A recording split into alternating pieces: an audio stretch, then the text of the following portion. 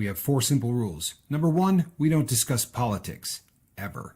Number 2, this is not a religious channel, and while you might hear people say, God bless you, or I'm going to pray for you, or I wouldn't have gotten through this without my faith, that's fine. What's not fine is to say, my God is better than your God, or here's why you're not getting into heaven. It's not going to fly. Number 3, we believe wholeheartedly if you can't control your tongue, then you can't control your life. So while on board, there's not going to be any cursing in the live chat, period. And number 4, there is no room for mean people on the lifeboat. Because we discuss very sensitive things from people's past in our group setting, we got to protect those people.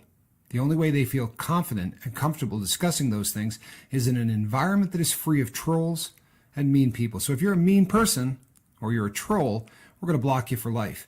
And if your account happens to be less than 24 hours old, we're probably a little suspicious right from the word go. Why?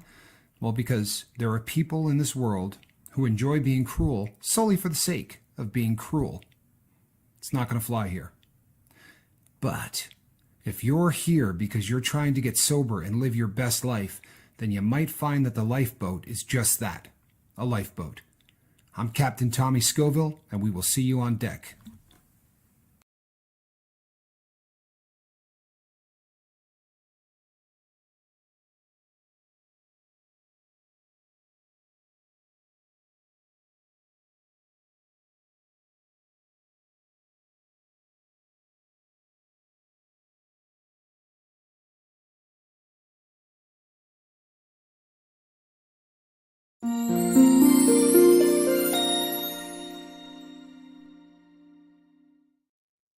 Good evening, everybody. I am Captain Tommy Scoville, and on the other side of the glass, as always, is my partner, Captain Mark Wages. Welcome to the lifeboat. So, a shout out again to the people at Mark Google and all of the help. It has done wonders for the lifeboat, and there's just no way to thank somebody for that kind of that kind of attention. Really is just it's absolutely huge, and so to Marv and to Dex, we really appreciate everything that you're doing. And if you come over from the Marv family, welcome to the lifeboat. So people, as promised, we're going to get off of fentanyl for that's a funny way to put it, isn't it? Let's all get off fentanyl. We're going to get off talking about fentanyl for a while. Make no mistake, we're still, the countdown is on. So for those of you who emailed me and said that you're calling government officials, we do appreciate that. We really do. The effort needs to happen because things are just ugly. Hello, Josh B. Good to see you. So tonight we're going to talk about the phraseology is we're going to talk about the ghost of Christmas past. And the reason we used that term is because of the time of the year, and because this time of the year drags people down. And we've talked about this so many times on the boat. And next year at this time, we'll be talking about it again. It's just one of those holidays. In fact, from November through January 2nd, it's just an ugly time of year. And let's face it, if you're really, really blessed, you might get 80 or 90 of these. But there are very few things in your life that you only get, 80, 90 of. Birthdays, holidays, things like that. And every one of them usually makes you think back to, the things from the past. And all of us, regardless of when we started our addictions, we have a period of time, and for that reason, we have Christmases and holidays and birthdays that we were sober. And very often those memories can be as painful as the ones that we wasted, because you look back at what life could have been. I remember standing with my father once, and we had gone to a church to watch my niece and nephew put on a Christmas pageant, and they were singing and doing all of that. And they must have been, I don't know, 4 or 5 years old. And I absolutely collapsed. I could not stop weeping. Zenwen, thank you. So great to have you here. It's always great to see Zenwen, and you're on time, which is good. And I just sat there and I started to cry, and I couldn't get it back together. And, my father said to me, what's the problem? And I said, I just don't know how I went from that to this. And at the end of my dad's life, it was one of the things that he brought up that day, and what I had said had affected him, probably, I think, more than it did me. But it's sometimes we just look back and we go, how did we go from the person that was just loving this time of year and hanging out and not a care in the world and all of that, and wind up, Jesse Brown, good to see you, buddy, and wind up in the emotional straits and the addiction that we find ourselves in. Uh, Also, every once in a while I go back and I read through um, chats from the previous shows, and I think it's important that we do it from time to time. Um, my bobbleheaded partner, believe it or not, is more often than not, as much as he's trying to read your stuff, he's checking to see levels for things like my voice. And when the chat gets really fast and there's a lot of you talking really quickly, and I'm talking fast, we can start to reach a place of threat that this might not come through the way it's supposed to, and he's got to make little adjustments. So very often he acts as much as a producer as he does a co-host. And obviously, I'm trying to look at you, right, and not do this. So from time to time, things get by us. And I read a comment of somebody that was talking about um, basically that the payoff for getting sober isn't, it's not really, what you hope. And I think that that's an emotion that tags us this time of year. We gave up something that took away all of that pain. We gave away something that took away all of the feelings of inadequacy and the feelings of feeling uncomfortable in our own skin. We were able to turn that off with 4 or 5 drinks, or with a shot or a snort or whatever the case may be. So as you're forced to go through your first holiday without any of that assistance, it is very easy to start looking in the rearview mirror, and you're going to fail. It's plain and simple, right? This is something that we used to say a lot in the previous season of the Lifeboat. There is a really good damn reason that the windshield is huge and that the rearview mirror is small, and that applies in life more than it does in your vehicle, right? If you spend the majority of your time looking in the rearview mirror, the same thing is going to happen to you that would happen if you drove that way. You're going to get in a wreck. Bottom line, you're going to get into a wreck. And there's science behind all of this. There really is. And I'm going to talk about some of it because I think, if not, it sounds like we're doing opinion. And we're not an opinion show. We really aren't. I mean, there are times that we're going to talk to you about things that we believe because we have life experience in this. We're people that managed to get sober. And there's a lot of people in the chat who have managed to get sober. And you can learn as much from them and their comments as you can from us. I promise you. But the purpose of the show is to make you think. But in order to do that, there's sometimes we got to go and do a little bit of science. And we have 3 states that we live in. Whether you want to live in them or not, every human being is living in one state or another at all times. And these are all states that are based on what's going on with our vagus nerve. This is the longest nerve in the body, right? And it basically goes head to toe, right? It goes directly through your central nervous system. And this is the one that really affects you. Everybody here has almost been in a car wreck, right? You're playing with your phone, you're doing whatever you shouldn't be doing, and you look up and all of the traffic in front of you has stopped, and you jam on the brakes with both feet, and you come to a stop with barely enough room to put a credit card between you and the bumper of the car in front of you, and you go, and you get that feeling in your stomach, right? Well, that feeling comes from the vagus nerve. In a very brief split second, all of that stuff goes from your head to your toes and back, hits your eyes, hits your breathing. Okay, so that feeling that you get is the mid-range stage of emotion, right? That is the sympathetic part of our baseline. And when you're in sympathetic mode, that's fight or flight, right? That's the term you hear all of the time. And there's more to it than fight or flight. It's just a great way to describe it. If you've ever stepped too close to the front of a cliff, or if you've been on a bridge that's 300 or 400 feet off the ground, or you've been on an observation deck of a very tall building, and you walk to the edge and you give it that look down and you go, whoa, and instantly you feel like your heart's in your throat. Well, that's the vagus nerve, right? And it's telling you, back the hell up. We know from the the very basic who we are, that if you fall for more than a second, it's probably going to end your life. This is why skydiving is such a rush for people, because what you're doing is you're overwhelming the vagus nerve. Your body is saying you're gonna die. It's over.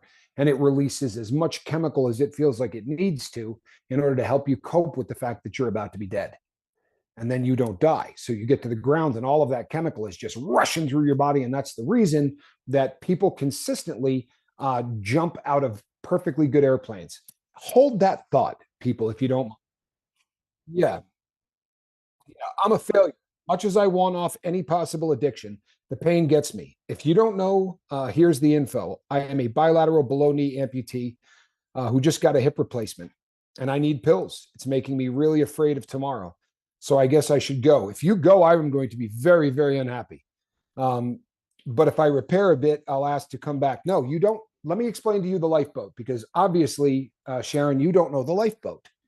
You don't leave because you're on drugs. You stay because you're on drugs. You understand? We don't ask people to leave, and you're not a failure. For the love of everything good, you are not a failure. You have a very legitimate reason to need pain medication. Pain medication is addicting. You're not a failure.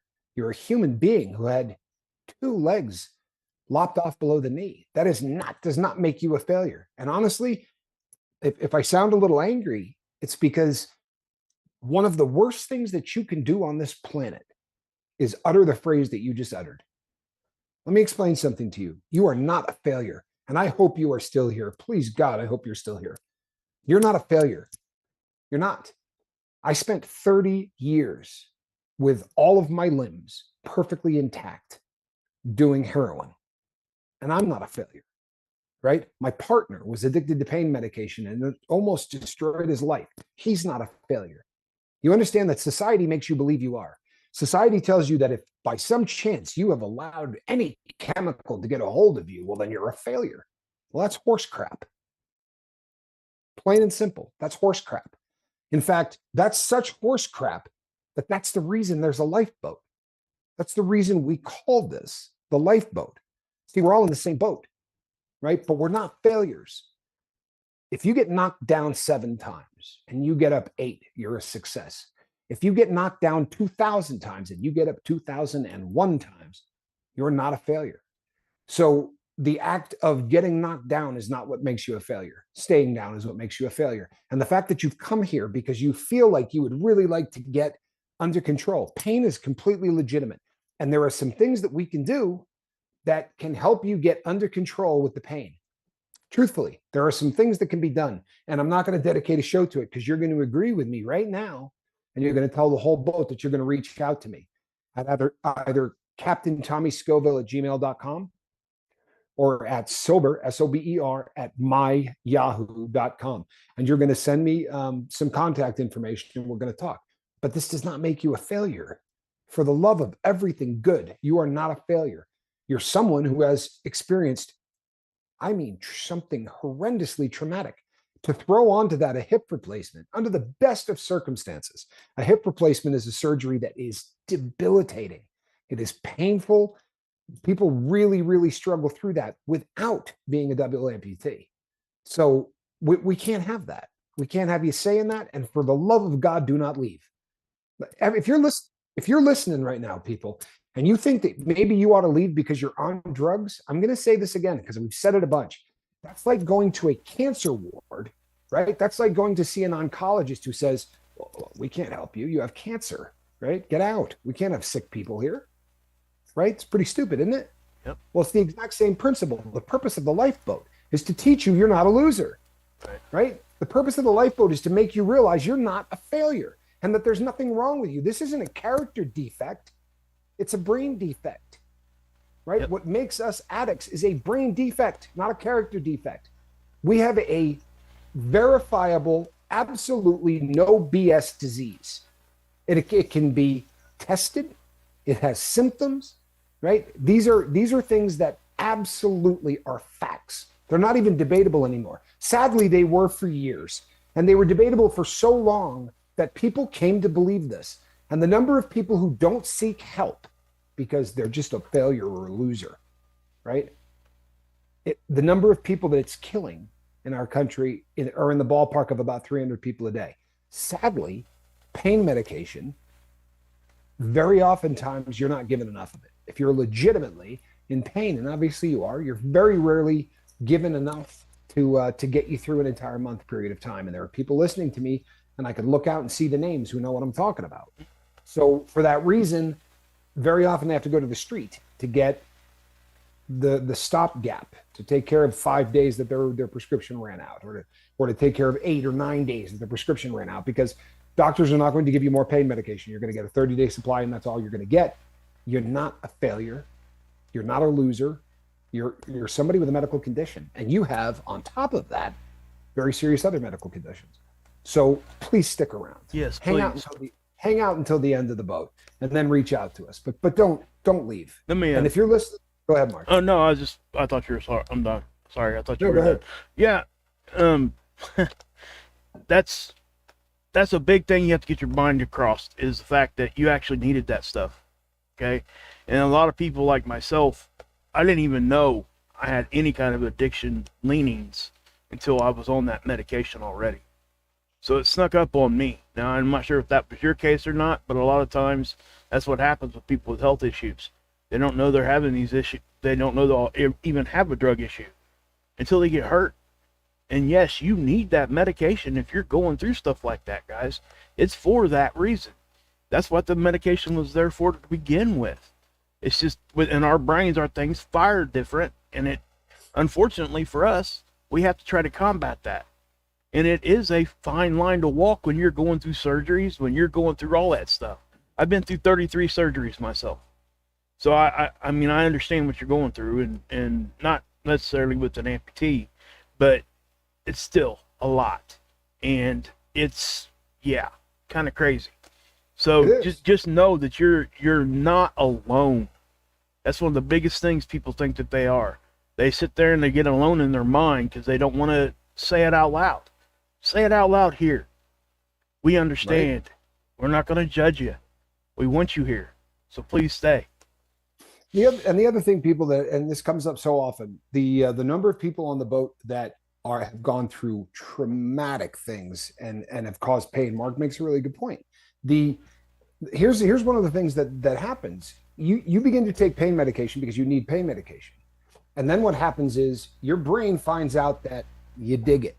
And he's exactly what Mark said. We have a chemical imbalance. So the reward center of the brain starts to malfunction and all kinds of things happen. And what I found was, I skied and did backflips, and the number of surgeries I have, it's just been ridiculous. And, I've had a few strokes. I really went through some medical stuff, and for a long time in my life, I took pain medication, and I believed wholeheartedly that I couldn't live without it because the pain was just unbelievable. And doctors would say to me, the pain's not real. It's psychosomatic. And as I've said on the boat so many times, I just wanted to punch him in the throat because, of course, the pain was real. I'm sweating, I'm shaking, I can't move. The pain was real. But what you have to understand is pain is a chemical reaction in the brain, right? It's not magic. It is a chemical reaction in the brain. And it is designed to make you stop doing the activity you're doing. Hit yourself on the thumb with a hammer, and your brain goes, don't do that again. And the way it tells you that is to make your thumb hurt, right? And it does the thing like on the cartoons where you just feel it throbbing. Okay, once the addict gets there, for a regular person, they get through the pain and they go, all right, I'm good. The addict can't do that because the brain then says, if I make that thumb feel like that, he's going to give me pain medication. And the brain wants that. The brain wants to be fed pain medication, whether you need it or not. And there are tens of millions of people on this planet right now who are feeling pain as bad as the day that the injury happened. The difference between psychosomatic pain and real pain is not that one of them doesn't hurt. That's not what they mean. What they mean is the mechanism of the injury is no longer happening. So you hit yourself in the thumb with a hammer and you feel a pain level of 7 and you need medication because of how bad it feels. You broke the thumb, whatever. Then you heal and your brain sends the same signal down. So you're still feeling a 7, right? But there's nothing causing it except addiction. And I'm not saying that's you because I don't know your situation. That's why we need to talk. But if that's the situation, there's things that can be done to treat that. I promise you there is. So stick around and if you're listening to the sound of my voice and you think for some reason, hey, I'm here and I'm still getting high or I'm drinking or I'm doing whatever, I shouldn't be here. You're the reason we're here. Yep. Right? Exactly. That's the reason there's a lifeboat. That's the reason everybody comes here every night. She did. My best friend is in the chat right now and doesn't need to be sober. He's here because he doesn't want to go back to where he's been. And he's here for everybody else who's getting high. All right. So please stick around. Thank you. Yes. And she said she will. She All right. Excellent. Yes. Excellent. And contact us after the stream, please. Yeah, please do. We can help you. So there was definitely things that we could do to help. So that would be great. So that was the fight or flight we were describing before we stopped. Did you see how I did that, people? No squirreling. I went right back to that. So the vagus nerve is the culprit for so much of what happens with our emotions. And the state we want to be in is called ventral vagal, right? The ventral vagal state is everything is groovy. You're happy. You talk to people. You make eye contact. You don't feel like a failure. You don't feel like a loser. You don't feel like you're just in the zone. And we've all felt it. You ever have one of those days where the sun just feels like it's a little bit brighter and everything is just perfect? You know, it's like a early day in spring and you're just, everything is great. And the people you talk to, hey, let me get that door for you. And you're just a happy camper, right? Well, that is the ventral vagal. And that's where you want to live. That's the place we want to live, right? Unfortunately, we don't always stay there. Very often we end up in the fight or flight mode. And I know that you think people say, no, there's no fight or flight here. There's no reason I should be in the sympathetic because, there's no one threatening me and I'm not near the edge of a cliff. People, things happen to us and we have memories that imprint on our brain to the point that when we relive them, we relive them. You understand? Just like I was talking about with the sympathetic pain, where all of a sudden you're back at a 7, but there's no reason to cause that 7. Okay, well, emotionally, the same damn thing happens. So you live in fight or flight.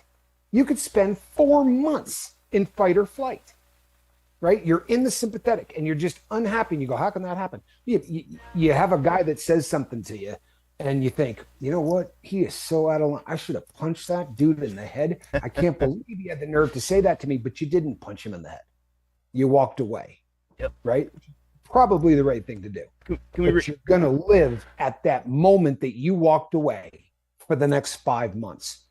Because if you don't deal with things and process them, right, then they shift from being a regular memory to being a traumatic memory. And there are very distinct differences between a normal memory and a traumatic memory. Traumatic memories don't lessen over time. You understand? So you think of something that happened to you, same situation. That guy said that to me 5 years ago. Every time you see that guy, right, he walks through the office here, right, that guy should have punched that dude in the head, and you're right back to where you were. The vagus nerve starts doing the exact same thing that it did. You get the butterflies in your stomach again, right? You're living in it. It does not lessen.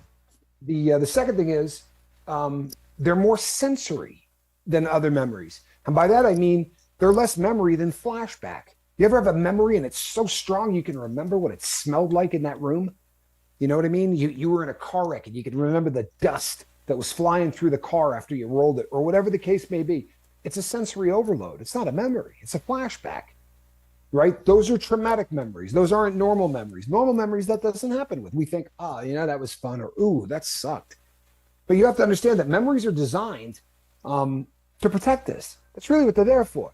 Right? To encourage the things that went well and to discourage us from doing the things that didn't go well. That's the whole purpose of them. But when they go off the rails and they become a traumatic memory, well, then the vagus nerve gets involved. And all of a sudden we're dealing with things just like it happened 2 seconds ago. And the third thing is the passage of time gets distorted.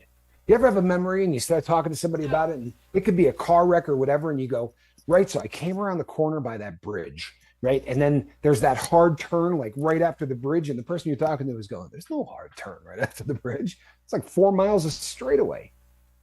Because in traumatic memory, your brain, while trying to process this, will get rid of stuff that doesn't seem important. And it will latch onto things that thinks is really important. So as you start trying to relive these memories, they seem perfectly normal to you. But when you describe them to people around you, they're going, no, that's not how it happened at all. No, the guy came up to my desk. Right. And we started to argue and he said this, dude, you were at the coffee maker, right? You weren't anywhere near the desk. And the conversation wasn't about that. You guys started talking about football. And then he made a comment and you're like, what?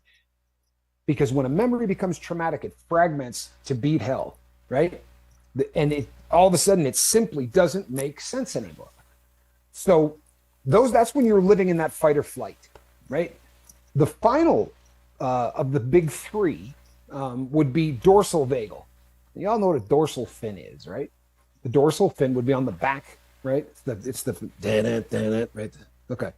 So the reason they call it the dorsal vagal is because basically when you get into that part of your emotional state, you shut down, right?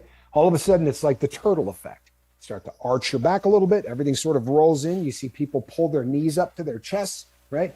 And a lot of times, people, we don't know what phase of these three we're in. And if you can't relate to what phase you're in, you certainly can't do anything about it. You'll walk around living. There are people who will spend years, right, in dorsal vagal, where they're just completely closed off from the world. And you talk to people and you say, "Hey, how you doing?" And they go, "I'm all right. Things are good." And you're just like, boy, you don't look like things are good. You look miserable, right? Or you're talking to someone and they're like, "Yeah, everything is great, right? How are things? Good." And then you bring up the person's ex-boyfriend who beat the hell out of her. And you watch that person instantly transform. They'll keep answering your questions, right? They'll keep talking to you, but everything is now closed off. And you'll see the body language and everything changes. You don't want to live there, right? That's not where we want to be. We want to live full time, as much as possible, in ventral vagal state, right? And everything is groovy. The only time we would like to leave that state is if a rattlesnake crosses your path. Then the sympathetic system should turn on, and you should get the hell away from it. And if you've ever experienced something like that, you ever jump out of the way of a car and it's a good 2 seconds before you realize you just jumped out of the way of a car? Because when that part of your mind turns on, it's autopilot. This has nothing to do with you thinking. Unfortunately, then the emotional part of that steps in because it becomes a memory. And we relive the memory and we relive the memory. So how do you turn that off? What do you do to get rid of those? Because as we get into this holiday season, I'm already getting emails from you people who said, everything was good and then we put up the Christmas tree. Yeah. And I don't know why, but because there's a visual stimulation. Here's a trigger. The last time you saw a Christmas tree, this happened. 5 years earlier when the Christmas tree was up, that happened. 25 years ago when the Christmas tree was up, you were a kid. You didn't do anything wrong. Life was good. I mean, you're living with a trigger with lights on it and things hanging all over it in your living room. This shouldn't be a shocker. So what we need to do is turn that memory into something that is, as opposed to being an anchor, right? Something that's taking you down. You need to use this as a way to deepen who you are as a person. If you process through these things that are eating at you, you're going to come out of that a better person, a stronger person. We look at people who are successful all the time and we go, man, that woman did this, this, and this, and had to overcome this, this, and this. You ever hear anybody talk about how successful Oprah Winfrey is without talking about the fact that, she was raped by her uncle and, gave birth at 14 to a baby she had to give up and all just these ridiculous, horrendous things from her past. One of the reasons we respect that woman and what she's built for herself is because of what she overcame to do that. But here's what most of us don't get. She didn't do that in spite of those things. She did that because of those things. You understand what I'm saying? Yeah. If you take the things that kick the hell out of you and turn them into fuel, you can make yourself so far beyond what you ever believed you could be. Fact. But you have to process through the things that are dragging you down, right? And information equals transformation. So if you've got this thing inside you and it's absolutely eating you alive, what do you think the best way to make that stop is? This is probably going to come as a real shocker to anybody on the lifeboat. Pull it inside, right? Do that dorsal thing, hold it inside, and it'll kill you. It'll destroy you. You'll never be what you were intended to be. You will be a miserable human being. You will consider yourself a loser. You will go through every painful thing that a human being can do, and your baseline condition will be misery. I promise. Or you turn that into outward. And there are people who deal with it 1,000 different ways. Well, I'm not really comfortable talking to people. Okay, paint. For real. There are artists who literally bleed onto the canvas the pain that they feel in life. There are musicians that you can listen to, and every album talks about what they're going through in their life. You can listen to them in their 20s when they didn't have a care in the world, and you can listen to them in their 50s when they're realizing that they're getting closer to the fall of life and to the spring of life, and 3 divorces and all of those things. They're out there, right? They use their music as a way. Whatever you got to do. Why do you think we're going, hey, write it down? Hey, write it down. Hey, write it down. Because the other option is leaving it inside where it's going to kick the hell out of you. Get it out. If you don't feel comfortable talking to somebody, which I promise you is the gold standard, you want to work through something, tell somebody about it. Talk to people about it. Say, well, I tried that. It didn't work. Tell somebody else. You probably told the wrong person. If you tell a jackwagon and they just nod their head, then they're probably not going to help you a whole lot.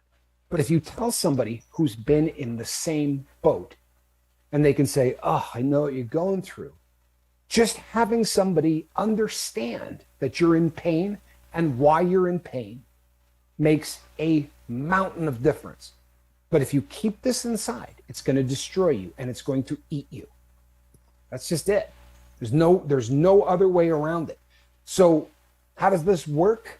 All right. First of all, as you start to work through these things, break them off in small doses. If you say there are 6 things that I've written down in the journal, you asked me to journal, and I started writing down the things that are on my mind. There was about 6 of them that are really destroying me. May I suggest not trying to fix 6 of them in a day? Probably not a great idea. It's going to overwhelm the hell out of you. It's going to overwhelm the hell out of whoever you're talking to. And it's gonna force you back into that dorsal that you do not want to live in, right? We're trying to ascend the ladder, not descend the ladder, right? So break them off in small doses. There are people that call them windows of endurance.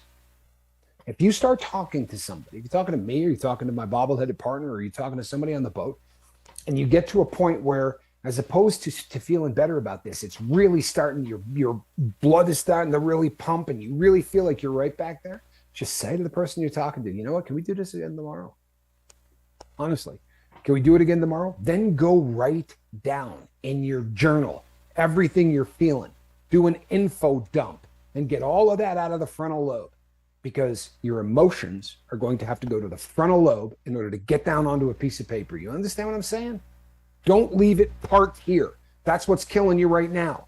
So get it to the front and then info dump it. And then call the person back and go, all right, yesterday, I think we left off right around what? Where I was at the coffee machine and the guy was getting ready to get punched in the face. Right? Break them off in small doses. And then the second thing is you got to go gentle. You really do, with yourself, right? As you start working through this, the most dangerous things that you can do is compare your trauma to other people's, to compare your suffering to other people's.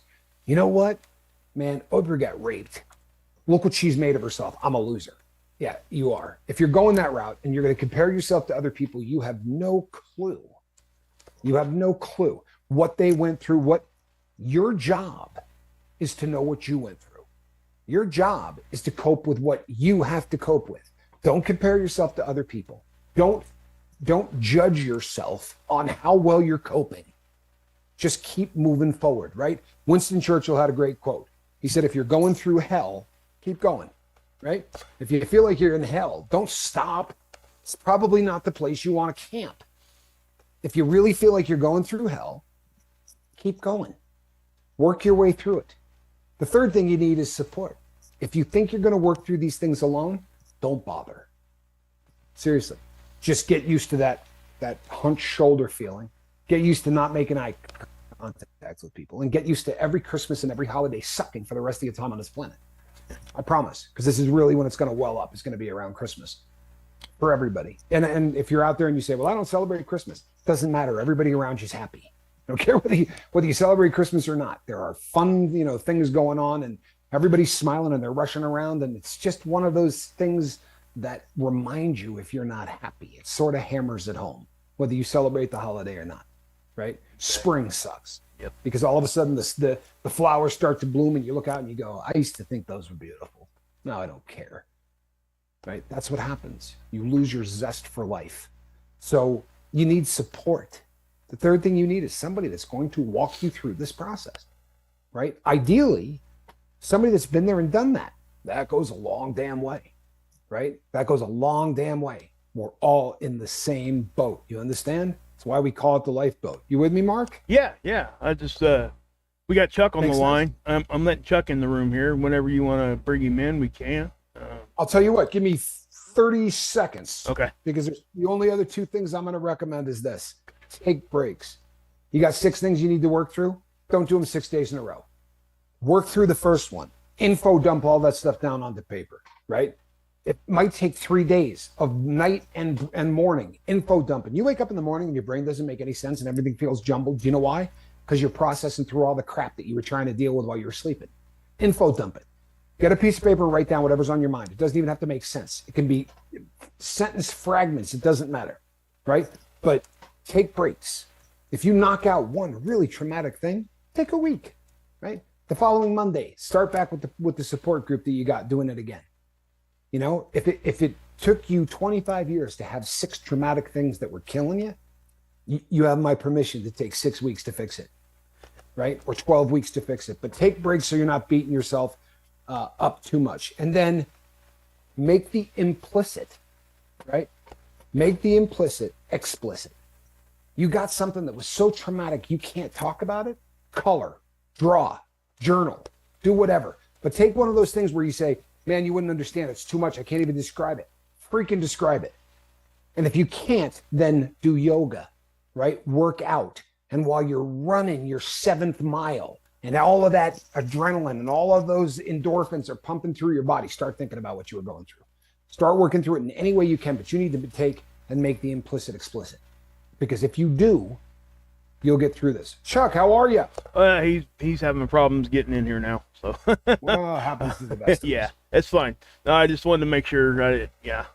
No. That happens to the best of us. I think he's still trying to connect, but I can. I got a couple things I can say here too. Knock yourself out. You talking about the rear view mirror thing? That is such a great point. You know, and I would add even like sometimes it's almost like you're looking through a fisheye lens. Everything kind of gets blurry on the side. You know, Yeah. it just, yeah, it makes it look better than what it is. It is. Well, you It's get that crazy. myopic focus and everything Yeah. around the outside seems to fade away. And, Yeah, and that's kind of how we get fooled sometimes, I think.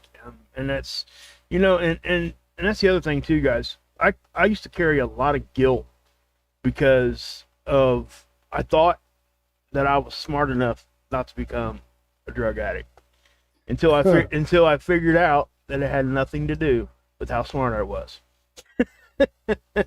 believe that. It's one of those things I think most people will say, or at least they're going to think that. They may not voice it or whatever, but most people are going to think, how the heck did I even get here? I'm smarter than this, you know? Especially those of us like around me and Tommy's age that we grew up with the whole say no to drugs thing, you know. Right. That's just beat into your head from the time you walked into kindergarten with your nap rug. And Yeah. I mean, it just really is. And it's day after day as you grow, it almost becomes it's said so much it loses its power. And I think that's what happens. You know, and I do think that, like, you know, say no to drugs. Of course that's a good thing to say. I mean, what? Who would say that's a bad thing to say? You know what I mean? But it lost all its power when it just got blasted out there, and everybody, you know, just started saying it and saying it and saying it. It was also too simplistic. Yeah, You know, I agree. It was a great concept. It would be just fantastic if you could just say no. But it's such a complex thing. What that missed, and I think where they got off the tracks is that there are people out there who are addicted to drugs who have never done drugs. That's a concept that most people can't wrap their brain around, especially when you're talking to somebody who's 7, 8, or 9, right? Or 10, 11, and 12, the age that they started that talk on. You know, if they had gone in there and said, I got news for you, there was a very good chance that you could literally just be an addict waiting for the drug. And you hear it all the time. You hear so many people. I mean, I do this every day. And there are people who will say to me, it was really weird because I tried weed and it didn't do much for me. And you know, so I tried coke and yeah, it was fun. I did a little bit of that, but I tried meth, right? And whatever it is, it's always that one drug. And it's, they say, I feel like it was always out there. And the first time in my life, and you really are just an addict waiting for a substance. And that's not a, well, I've got an addictive personality. What you have is you have a malfunctioning reward center of the brain. And the first time you do that drug, your brain is going to go, huh, and it's going to throw so much dopamine at you that from a just a developmental standpoint, it's saying to you, that's the most important thing you've ever done in your life. You must keep doing that. No matter what at what cost, you must keep doing that. You understand? That's the concept of addiction. So when they say, hey, just say no, well, it's a great concept. But people hit an age of experimentation and they experiment with all kinds of things. They get different kinds of haircuts, right? They start looking at the different religions and they start reading and they start looking at, well, I may want to be a firefighter. And then you get to be a freshman in college and you say, I think I want to be, I want to go into political science or I want to do this. Well, that experimentation is something that goes from person, from subject to subject to subject. And then one day you try a little weed. And that one, it was fun. It was harmless, right? They made such a big deal about this drug. That was harmless. And then you do coke and that rush or whatever your drug is, right? Whatever one had your number. The first time you do it, your brain literally says, this is the most important thing you've ever done in your life. Yeah. Gold, frankincense, and myrrh was quite the gift, enough to start a furniture business. I just thought that was funny. It's awesome stuff, guys. Yeah. Wharton, good to see you, bud. Yeah. I always like seeing Wharton. Yeah, he's a good guy, for sure. Yeah, glad that you're here, Wharton. But yeah, so people, when we there are some things that in the entire realm of this not getting dragged down by your past, especially this time of year. And you know what? It's every time of year. But it's just that you're more vulnerable this time of year to all of these things. There are two things that you really need to sort of get into your mind as you start to work through these things. Because if you don't work through these things, we're going to be doing it again next Christmas, right? Next birthday, next sunny day, next spring, whatever. Because as really great things happen, you're reminded of the fact that you're not quite right. You're not quite happy. You're not living in that ventral vagal. You're living in the dorsal, or you're living in fight or flight, and you're just not happy. You're not in the zone, right? So to get in that zone, you have to take back power. Bottom line, you got to take back power. Whatever it is, that memory that is eating you alive, that thing that you just can't get over. And if you've been on the boat for any length of time, there are people that will come in here and talk about the same thing that's been bothering them for 10 years. I'm not going to put anybody on blast, but people who are on the boat a long time will know that there are certain people that just come in and they'll talk about the exact same thing. Well, I can't get over this, or this is still bothering me. Well, it owns you, right? It owns you. And whoever did it to you owns you. You talk about renting space in someone's head and all those great cliches. They own you. You're out of their life. There's a decent chance those people don't remember your freaking name, but they own you, right? They own you. Take that power back. And there's a pretty easy way to do that, right? There's three things that you're going to avoid like the plague, right? Don't complain. Victimhood is one of the worst things you could possibly do to get over a memory, because that victimhood, you literally latch onto that. It becomes the justification for the fact that memory is still messing you up. Well, I'm a victim. Of course it's still messing me up. I have every right. I've been victimized, right? You are justifying this. Don't complain. Don't justify. Well, I have a right to feel like this. Why wouldn't I have a right? Do you know what happened to me? They did this, this, and this to me. I have every right to keep doing dope. Or I have every right to be miserable. I have every right to have my Christmases destroyed by memories. And then the last is, don't blame anybody else. You say, but Tommy, it's somebody else's fault. Damn right it is. Stop blaming them. Because when you blame somebody, you're taking all of the power of your life and you're handing it to somebody else. Seriously. So what you're saying is you can't enjoy Christmas because of this guy, or you can't enjoy life because of that gal. Boy, there's nobody on this planet I'm ready to give that kind of power to. I'm not. So take back the power. Don't do any of that complaining, that justifying, and that blaming. Right? And no matter how long you're in recovery, we have to continue to remember that, because there are times that we forget that we have to do that. I mean, Well, heck, me and Tommy did it about a year ago. We let somebody get into our head enough that we went to another platform. No question. You know, that's what happened Yep, there. no question. And then when the light bulb just finally clicked for both of us, it was like, I mean, we literally sent. Oh no, we said this 100 times.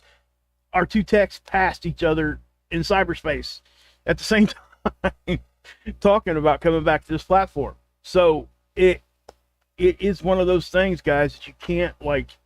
I know it's easy to let your guard down on those kinds of things, but you got to stay focused on it a little. Sure it is. And we live in a day and age where somebody can take a shot at you without looking you in the face. Like, we didn't grow up that way, right? Right. We didn't grow up in a time where somebody could slam you and slander you and do all of those things unless they stood in front of you. I mean, they could write a letter to somebody, but how much damage is that going to do? Now they can anonymously write a letter to the entire world. But the amazing thing is this: we didn't just get over it. I mean, I'm dead serious. I don't know what that cat's doing. Yeah, I don't care. Like, the people that decided to take a shot, I don't know what they're doing. Yeah. I couldn't care less. Yep. They are not. They no longer have any. I took the power back. Right. I really did. They're not a part of my life. Right. And no one is going to do that again. I keep a very short leash. Journaling will do that. Right. If there's somebody that gets to me, I promise you, I'm going to know about it before it gets to bothering me, because I'll write it down. And if you forget it, you can reference back to it. And absolutely, you can. It's a permanent record. That is one of those things that doesn't get talked about when journaling, that you can go back and read it. And, you know, we talk so much about just getting the feelings out, because that's really what it's about. I get that. But sometimes if you find yourself and you recognize that you've been through the same thought process before, sometimes you can research yourself and you go back and you look. Absolutely. It's a great way to put at it too. Yeah. I mean, that's literally what you're doing, is researching yourself. You're going back and doing a little hard research on exactly why you're off the rails. And it's great when you have a place to go back and actually look at, and journaling is perfect for that. The second thing you're going to do, other than take back power, is you're going to turn wounds into wisdom, right? The things that happen to you, like I was talking about Oprah, she's not successful in spite of the fact that she did this, and this, and endured that. She's successful because she endured that. That is what gave her I got through that. Nothing's going to beat me. I've talked about this before on the boat. The beautiful thing about getting sober is when you're done, you go, I just beat heroin, right? I just beat heroin. Bring it. You know, I just got through that. I just beat alcoholism. I just beat whatever. I took my life back. I'm ready for the next damn adventure.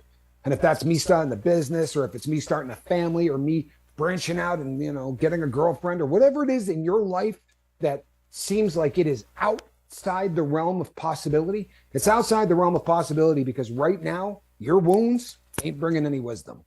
So take the time to work through the things that have cut you to the quick.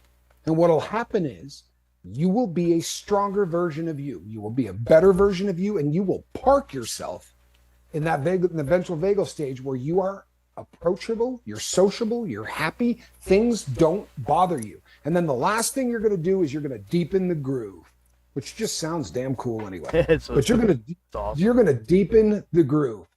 We've talked about neuroplasticity. I can never say that. Neuroplasticity. That and coin toss. Two things I can't say. I got it right this time, but usually I screw that up. I'll say coin toss for whatever reason. But neuroplasticity. The idea is that you're laying railroad tracks. You literally are. Think about a skier, right? You go up on a hill and it's fresh powder, and you just lay 2 tracks down the center of the mountain. And the next time you go up, you lay your skis in the same 2 tracks, and you go down again. And the third time you go up, you lay your skis in the same 2 tracks, and you just make 11s down the slope the entire time. That's the same thing that doing positive things in your dome will do. Neuroplasticity will lay cables in the brain of positivity. No joke, people. Now, if you do that, say 500 times, now you have a ski run that you can do speed skiing on. Olympic speed skiing is that you don't make a turn. You get into a tuck and you see if you can go 140 miles an hour on skis. And it's just 2 tracks that literally are about 4 or 5 inches deep that your skis just lay in. And you don't have to think about it. You don't have to turn. You just have to try to stay in a tuck and see how fast you can go. Be aerodynamic. Okay? But the same principle takes place in the brain. How many lines of new cable do you want to lay that make you happy? Because if you do it once and your brain goes, oh, well, that's kind of weird. Let's give her a little dopamine. Do it again, right? You have found a button that has nothing to do with drugs that makes you happy. I don't care what it is. Do it again. I promise you, the more you lay that cable, a funny thing happens. You say, well, that's great, Tommy, but I don't just want to be happy because I'm crocheting, or I don't want to be happy just because I'm doing archery. Let me explain something to you. What you're doing is training the malfunctioning reward center of your brain to function again, to function properly, so that you can get a small dose just by opening the door for somebody. Or you can get a slightly larger dose by volunteering someplace or doing this. Or you can get another dose by just sitting with somebody that you dig and watching a football game. No drugs, no beer, right?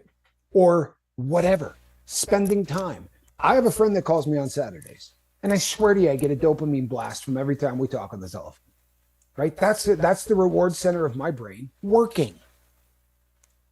You can absolutely retrain your ability to do so. And if you're listening to me, my email is, because I just saw something flash across the screen that said I don't have your email, CaptainTommyScoville@gmail.com. Captain Tommy Scoville at gmail.com. Or if it's a little bit more urgent, hit me up at sober, SOBER, at myyahoo, not Yahoo, but myyahoo.com. Right. Sober at myyahoo.com. And my bobbleheaded partner would be Cool Blue 52? Or just Blue 52? It's Blue Cool 52. Blue Cool. I was so damn close. Seriously, I almost had it. Cemetery, good to see you. Hey, Fee, thank you. Hey, Lady Fiona Crispin. Hey, Chuck, tomorrow, if you want to call in, what we can do, just send me your email to my email, the bluecool52 that we just said at Gmail. And that's in the description box, by the way, also. And I can send you an invite link. If you're having problems with your smartphone, I can just send you a link, and all you have to do is click the link. So we'll kick off the show with you. Yeah. And if it's something that can't wait until tomorrow, please. You just heard 2 email addresses, 3 email addresses. Reach out to one of them, please. Yes, please do. Don't wait. Yes, you're right. You're right, Tommy B. Tommy Bird. What did he say? He said, "Wages." I remember when Wages World was blue Kool-Aid. That's what I started out, drink guys. This Kool-Aid. Yep, that's why I still say it at the end. That was my little saying that I think everybody has. You know, kind of like what Johnny's is. What I have issues, and he's got a few. He's got a few little Make phrases. no mistake, It's awesome got stuff. Issues. But yeah, and, I'm hoping that next Christmas. I know that Johnny's got an awful lot going on. This year's a busy camper, but I'm hoping that the next Christmas we might get together and spend a little time together. But this Christmas, he's a busy man. But this is the season. Yeah. Chucky Fisk. Oh, I thought you were talking about Chuck Norris. Chucky Fisk. I don't know that I've ever welcomed you to the lifeboat. Chucky Risk. Welcome. It's a Risk. Chucky Risk. Oh, that's an R? It's an R, yeah. Sorry, people. I'm not wearing my glasses. Dude, my eyes. I usually have one of these things on. You know what I mean? Like, I really am getting blind. I need to. Pamela, what are you doing in here? I ain't seen you in a minute, girl. Good to see you. Hey, Pamela Swan. Good to see you, Pamela. Glad that you're here. Yeah, I'm glad you guys are all. Joanne, I'm glad you made it tonight, she's pretty too. late. You know what? Now we have to start the show from the beginning. Yeah, I know. That's great. Yeah, Mark did that the other night. I'm not sure if anybody's seen it. Yeah, that really cracked me up. He stopped. He's like, that's it. Got to start from the beginning. I actually stopped the show and started all over again. It was pretty cool. I was laughing my butt off over that one. But no, thanks again, Fee. Look at that. There's that pom pom cheerleader. Is that what that is? It does look like a little pom pom, like a little Pokemon pom pom looking thing. It's summertime down there where she's at, right? Am I correct? She's there, same part of the world as Alan, correct? Yes, they're close. Yeah. She's in the capital. Okay. Of Australia. Okay. Canberra. So what is this I just saw from Leisure? Because that looked funny. Back in the day, it was Mark, Earth, Angel Dawn, and me as Dodson, Planet X News. Is that really a walk down memory lane? Oh my gosh, dude, that's so long ago. We were the mods over on Planet X News. I'll be down. Yeah. He hasn't made videos in so long. Yeah. But yeah, it's been a while, hasn't it, Leisure? Guys, me and Leisure have known each other for a long time. And Leisure will still talk to him, which is just a shocker. I'm just Okay. saying. Okay. I hear you. Oh, come on. It was a sitter. I had to take it. Well, Uh, I was going to show you the real dog today, guys, but yeah, I can't. She's got like a bedtime. right. This Well, that's dog. because puppies play until they fall down. Kittens do the same thing. Well, They play until they literally have no energy left whatsoever. And then they just sort of fall over. And there's nothing funnier because you can take a puppy and like grab its head. You know what I mean? Just sort of roll it from side to side, do whatever you want. When a puppy is sleeping, a puppy is is sleeping. out. Yeah, and But when that's they wake up, they're when awake. when I when I was when we brought the dog home yesterday. Got her out of the car. She walked onto the sidewalk. First thing she did, straight to the grass to use the bathroom. Nice. I was like, "Whoa, what's going on here? This dog's only 9 weeks old." And we bought him off You won the lottery. yeah, well, we bought him off an Amish couple here, and Oh, okay. and their daughter spent a lot of time with these pups, and I almost felt bad taking the dog, but it. Can it make a quilt? What's that? Can Can they the make? dog make a quilt? The Amish make incredible quilts. Oh man, I tell you, I mean, here where I live, they're all over the place, and they're good people. It's just, yeah, they just do life different than what most of us do. I'm gonna Yes, show. there's no question. I want to show you guys my. Let's see here. Let me see if I can't unhide myself. Show myself view. Okay, here we go. This is my dog and my daughter last night. Let's see. Ah, You guys see that? oh, it's great. The dog knows how to use a pillow. Oh yeah, here, I had that thing up there. I'm sorry, guys. Look at that thing, man. Johnny, What he said. Johnny says it can raise a barn. Oh man, did you guys see that video? Oh, it's so funny. Yeah. That's great. Little barn raising. Did you guys see that video? I think I sent it to you, didn't I, Tommy? You did. Yeah, I got it. Guys, there's a video out there where they move a barn across their whole property. There's like 1,000, not 1,000, but probably There's a lot of them. 100 or 200 of them in there, probably 100 at least, Yeah. around the edge of this barn, and they pick it up physically. And Literally. literally pick it up and walk with it across the whole property, turning. And I tell you what, they couldn't have done it better with a stinking tractor. No. I mean, they No, really, and it's really one of those couldn't things have. that you look at and go, oh, "There's no way this is going to work." Yeah. And they pick it up and move it. It's unbelievable.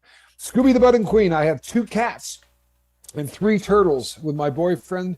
The turtles he had before we met. Yeah, because I was going to say that's kind of an odd combo. I have 3 turtles and some cats. Normally the turtle people tend to lean toward lizards, snakes, things like that. The cat people tend to be the more furry.